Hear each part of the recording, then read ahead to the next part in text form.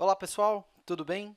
Bem-vindos ao canal, aqui é o Rafael Santos falando e esse é mais um vídeo da série sobre Power BI e Excel.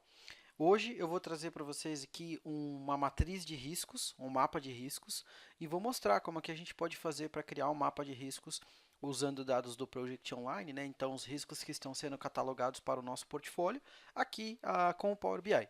Então aqui como vocês podem ver eu tenho um relatório que obtém diferentes dados de riscos e, com base nessas informações, a gente consegue criar um mapa, uma matriz que faça sentido para a nossa organização. Então, eu tenho aqui a lista de riscos por projeto, posso filtrar, por exemplo, os riscos por projeto, daí eu tenho os riscos espalhados aqui no meu gráfico de bolhas, né, que é um gráfico muito interessante, muito comum, ou até diria o gráfico ideal para a gente poder fazer uma análise um pouco mais apurada dos riscos. E aí a gente consegue fazer todas as nossas avaliações, né? Se eu pegar esse risco que tem uma prioridade, um impacto alto e uma probabilidade alta, eu consigo também filtrar esse risco, saber qual é. Enfim, então eu vou mostrar para vocês como é que a gente pode chegar num resultado desse daqui. Muitas empresas que usam o Project Online também utilizam mapas de riscos, também catalogam os seus riscos e talvez seja interessante a gente conseguir fazer um mapeamento mais claro deles para que a gente possa saber como atuar, quais são as áreas de atuação que a gente tem que focar mais aqui com relação aos riscos, quais são os riscos com maior impacto, quais são os riscos com maior probabilidade, com maior exposição, enfim. Então o objetivo aqui desse vídeo vai ser discutir esse tema. Vamos lá, vamos começar do zero aqui para eu mostrar para vocês como é que eu construí esse mapa de riscos. Então a gente sabe que para a gente poder começar, a primeira coisa é obter os dados do nosso ambiente. Como vocês já sabem, se você já acompanha o canal, o feed de dados que disponibiliza os dados aí do Project Online é chamado de OData. Então eu vou estabelecer aqui a conexão com a minha fonte de dados. Vamos lá.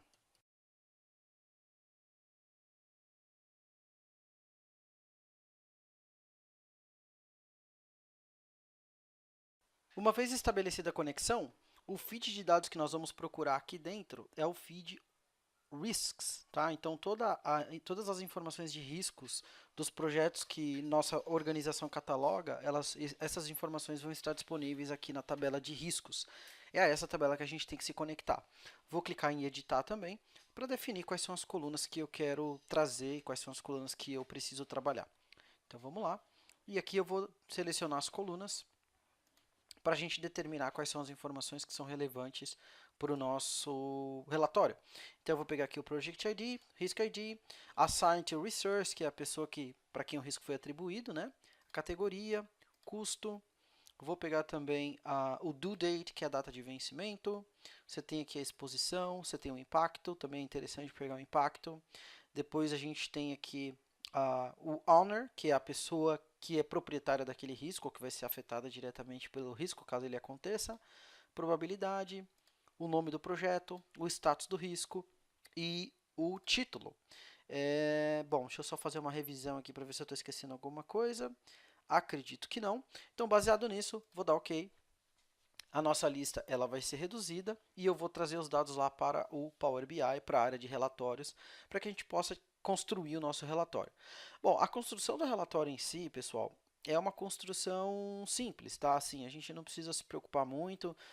Vocês têm aí conhecimento já, vocês já sabem quais são as opções que a gente pode utilizar em termos de visualizações, visualizações customizadas. O mais importante é a gente saber aonde que estão disponíveis as informações e quais são as informações que nós precisamos obter dentro da tabela de riscos, né, para que a gente possa conseguir fazer aqui o nosso trabalho.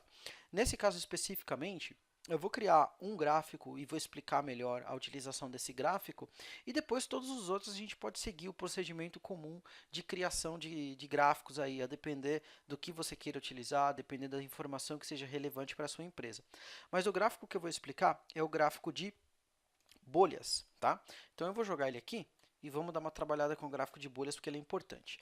Bom, o gráfico de bolhas ele tem diferentes seções. Então ele tem aqui a seção de detalhes, a seção de legenda, o eixo X, o eixo Y e o tamanho da bolha.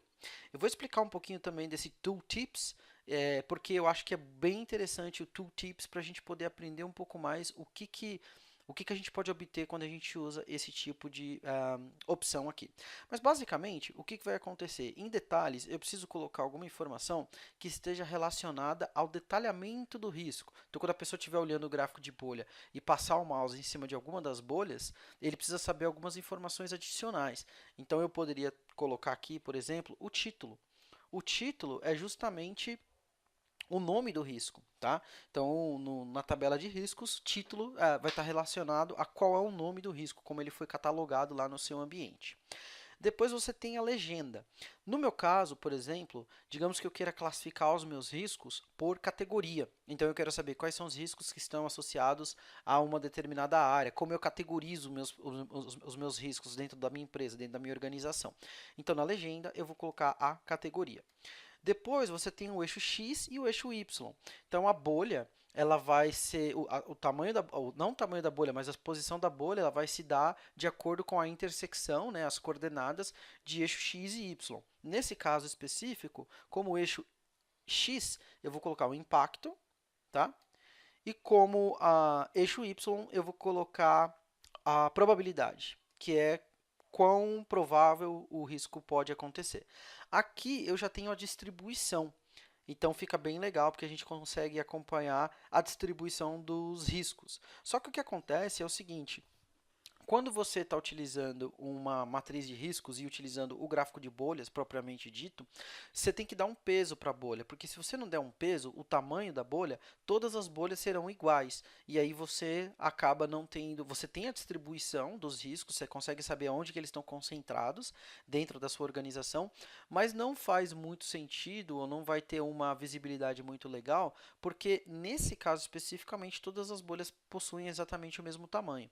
Então, o que a gente pode fazer aqui é o seguinte: o tamanho da bolha, por exemplo, eu vou calcular ou eu vou falar para o gráfico de bolhas que ele tem que usar a exposição, que é o meu campo aqui, exposure. E por que ele vai usar o campo exposure? Porque o tamanho da bolha vai se dar de acordo com a multiplicação da probabilidade pelo impacto. Então, quanto maior for o impacto e quanto mais alta é a probabilidade do risco acontecer, maior vai ser o tamanho da bolha. Tá? Então, isso aqui é uma coisa que a gente pode fazer. Uma coisa que eu vou fazer aqui também é trazer a legenda aqui para a direita, só para colocar ela numa posição diferente. Tá? Eu não vou querer mostrar o título aqui da legenda. E aí tem uma coisa que é interessante que a gente precisa fazer com relação ao gráfico de riscos, tá? Então imagina que você queira, aqui eu tenho uma visão completa do portfólio, né? Mas imagina que eu queira filtrar por um determinado projeto. Então eu vou vir aqui e vou colocar o meu project name aqui do lado, por exemplo. Então eu tenho a tabelinha aqui de projetos, tá? E digamos que eu queira isso em filtros. Então eu posso filtrar os riscos de acordo com os projetos, né? Eu quero saber de um determinado projeto qual é o tamanho daquele risco ou quantos riscos aquele projeto tem. Então, eu posso vir aqui e filtrar, por exemplo, esse projeto, eu sei como é que os riscos estão distribuídos. O que eu quero que vocês fiquem atentos quando vocês estiverem criando um gráfico que utilize a matriz de riscos e, nesse caso, utilize o gráfico de bolhas, tá? Percebam que aqui, ó, a probabilidade do risco ela vai sendo alterada e o impacto também, de acordo com o que você tem. Então, por exemplo, esse projeto chamado Absolute Technology, ele tem alguns riscos que chegam a uma probabilidade de 50% e ele tem alguns impactos que vão até 7%, por exemplo. Então, o tamanho da escala, a escala aqui ela está sendo alternada ou ela está sendo alterada dinamicamente, na medida que o gráfico vai olhar para as informações que existem, que estão disponíveis. Ele vai alterar a escala baseado nos valores que a gente tem no gráfico. Por isso que quando a gente não tinha nada, por exemplo, o gráfico ia ter uma escala de 35 com relação ao impacto e uma escala de 4, que seria 400% de probabilidade. Mas à medida que você vai mudando aqui, essa escala vai sendo alternada. O que tem que acontecer quando você está usando um gráfico de bolhas é que a escala nunca tem que ser alternada. Na verdade, ela nunca tem que ser alternada. E por que que isso acontece? Porque no nosso exemplo, nesse exemplo que a gente está trabalhando, quando eu classifico um risco dentro do meu portfólio, eu sei que a probabilidade vai ser no máximo 100%, então ela vai sempre ter uma escala fixa de 0 até 100%, então a probabilidade do risco acontecer é de até 100%, né? E o impacto que a gente tem, ele vai até 10.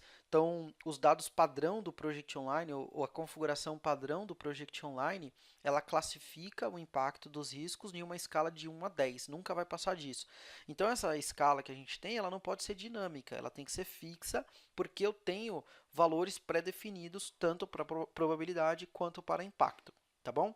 Então, baseado nisso, o que eu vou fazer? Eu cliquei aqui no meu gráfico de bolhas, eu vou clicar aqui no eixo X, e vou dizer para ele que é o seguinte, a escala do eixo X, que no nosso caso é o impacto, ela começa no 0 e ela vai até o 10. Então, esse é o impacto máximo que a gente vai ter.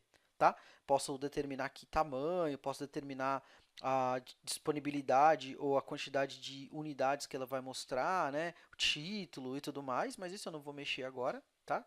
E eu posso também falar que o meu eixo Y ele vai começar no 0 e vai até o 1, porque o 1 para a gente seria o 100%, tá? Então, é como a gente vai trabalhar com relação à escala do eixo Y. Se você quiser deixar a sua escala do eixo Y, que é a escala da probabilidade, um pouquinho mais organizada, ou apresentando uma informação para o usuário que faça mais sentido, para que ele não tenha que olhar 0, 0.2, 0.4, até 1 e tentar entender ou fazer uma associação de que isso é uma probabilidade em percentual, você também pode clicar no campo probabilidade, tá? Clicar aqui em Modeling, e falar que informar para o Power BI que esse campo é um campo do tipo percentual, tá bom? Então aqui ficaria mais fácil para o entendimento. E aí, na medida que a gente começar a navegar pelos projetos, eu tenho automaticamente todos os riscos, né? Eu sei exatamente o que está acontecendo para cada um dos riscos, como é que eles estão distribuídos. E aí tem uma coisa legal que é aquela questão do tooltips que eu falei. Então, por exemplo, eu vejo que nesse projeto Integrated Monitoring for Light Rail, eu tenho um projeto da categoria tecnologia, tá? Que tem um impacto de 8 e uma probabilidade de 75% de acontecer. Então, ele é um risco bem relevante para esse projeto e também um risco bem relevante para o nosso portfólio. Qual que é a exposição desse risco? 6, tá? Então, ele tem uma exposição 6, por isso que o tamanho da bolha que a gente tem para esse risco é essa daqui. Só que acontece, eu não sei exatamente que risco que é. Eu não sei de que risco se trata. Então, uma coisa bem interessante no Power BI é usar essa opção de Tooltips. Tá? Então, quando você clica aqui no gráfico, você tem esse Tooltips. Por quê? Você pode colocar aqui dentro desse Tooltips campos que você quer usar, que não necessariamente vão aparecer no relatório, mas que quando o usuário passa o mouse sobre um elemento do gráfico, ele fornece para o usuário um pouco mais de informação. Então, nesse caso especificamente aqui, eu posso inclusive trazer também o título, tá? Então, eu posso manter o título aqui dentro dos detalhes, né? E posso manter o título aqui dentro do Tooltips. Quando eu passo o mouse, aí ele vai falar, na verdade, pessoal, perdão, eu estou falando o título, me desculpe, e aqui vocês sabem, né, não tem corte, aí você faz ao vivo. O título já está aparecendo lá, né? Na verdade, eu estava me referindo ao Assigned to Resource, que é o cara responsável por esse risco. Tá? Então, eu quero saber, além do título do risco, ou seja, que risco que é, quem é o cara que está atribuído a esse risco. Então, na hora que eu passar o mouse aqui, ele vai me falar. Ó, então, eu tenho o título, que ele está sendo inserido dentro do contexto do relatório. Eu tenho o impacto, a categoria, a probabilidade, a exposição, que são todos os campos que estão disponíveis e visíveis no relatório. E tenho também um campo que está sendo usado aqui no Tooltips, que é justamente o meu campo Assigned to Resource, que aí eu posso saber rapidamente que esse risco está atribuído ao meu usuário, ao meu recurso lá da minha equipe, chamado Johnny Eager. Então, é bem legal. Ele aparece como First porque quando você olha para o seu portfólio de projetos, você tem vários projetos e você pode ter vários riscos dentro desse mesmo projeto que estão atribuídos a essa categoria tecnologia. Então, se eu tiver uma situação como essa, eu posso ter 2 ou 3 riscos que se encaixem dentro da mesma proporção, e aí ele vai mostrar sempre o primeiro, nesse caso, o primeiro usuário a quem o risco está atribuído. Tá? E aí, na medida que eu navegar aqui pelos projetos, o meu relatório já está lá. Então, por exemplo, para esse projeto chamado Server Farm Upgrade and Replacement, eu tenho um risco, na hora que eu passar o mouse aqui ele me fala, ó, o risco chama-se Late Finish Delay, é um risco da categoria de tecnologia, 50% de probabilidade e 4,5% de exposição.